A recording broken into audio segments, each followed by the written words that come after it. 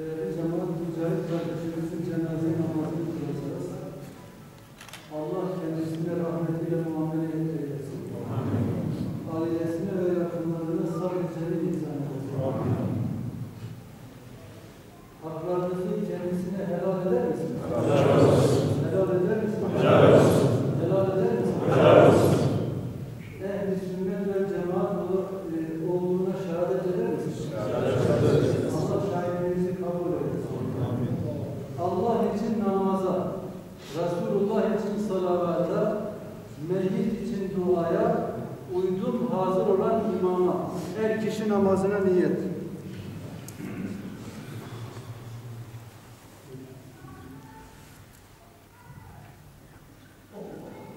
Allahu Ekber.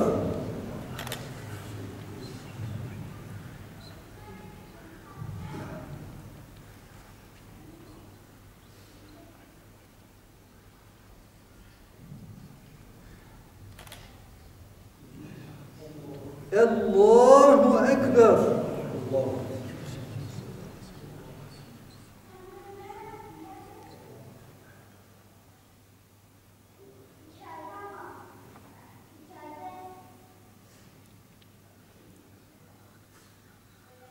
Allahu Ekber.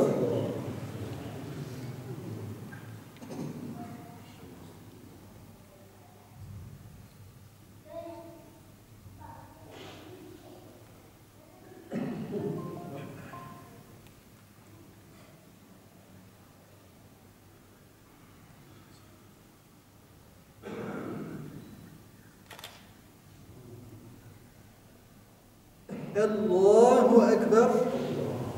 Esselamu Aleyküm ve Rahmetullah. Esselamu Aleyküm ve Rahmetullah.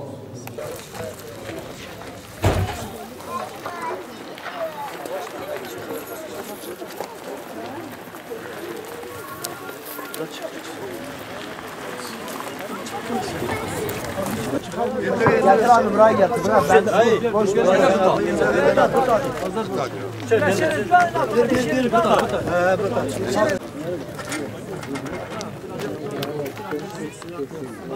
Burası aşağı in.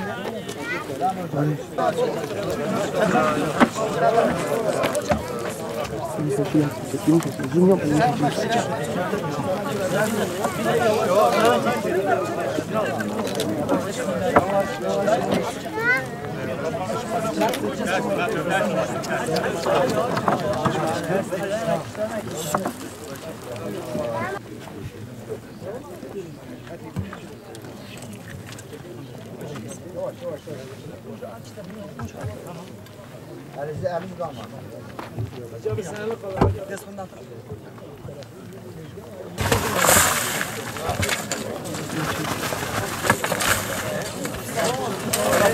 Mehmet abi dış madem.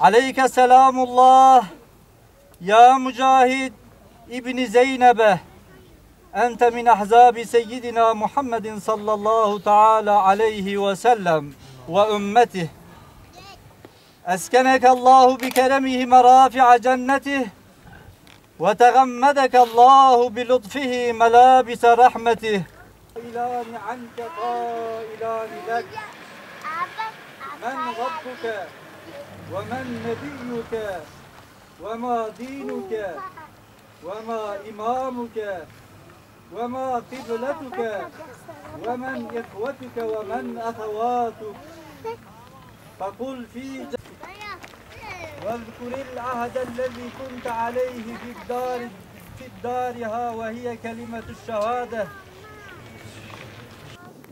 اللهم ثبته على الجواب وأنطقه بالصواب وخلصه من العذاب بحرمة سيدنا محمد وآله وصحبه أجمعين برحمتك يا أرحم الراحمين والحمد لله رب العالمين.